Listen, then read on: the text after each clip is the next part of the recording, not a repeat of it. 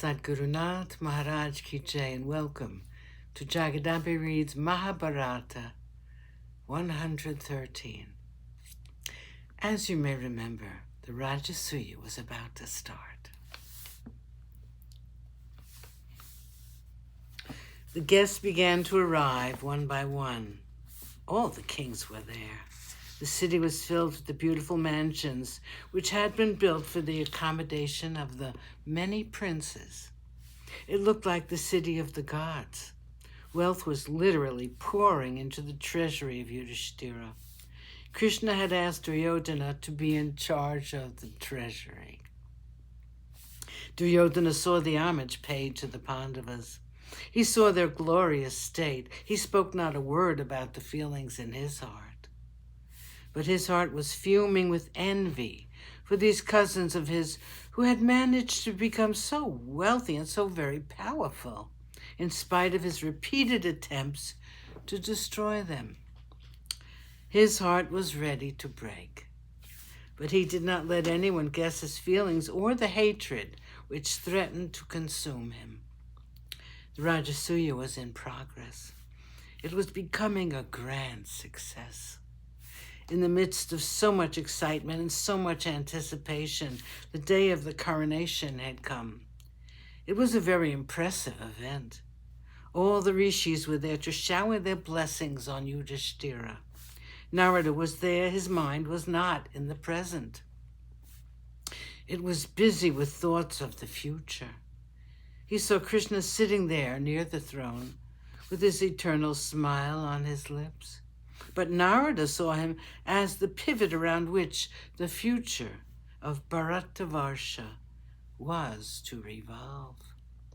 The Krishna he saw did not have a smile on his lips. His eyes were grave and sad. His expression was stern. Narada turned his eyes to Yudhishthira. He saw the innocent monarch who was to be the cause of the destruction of the entire race of Kshatriyas. He looked at Draupadi and saw the predictions about her about to come true. Duryodhana was even now biting his lips to hold back the envy and fury in his heart. Shakuni, with his crafty eyes, was watching the whole show. A smile of disdain could be seen on his thin lips. Narada looked at Radeya, the noble Radeya, the greatest giver of all times. Poor, ill-fated Radeya. Narada saw as in a picture the death of Radeya at the hands of his brother, who knew him not. He saw all the sons of the blind king killed by Bhima. He saw the war field, the great Kurukshetra, strewn with the bodies of all the many Kshatriyas. Bhagadata, Vindanu, Vinda, and this entire galaxy of princes were on the battlefield, dead.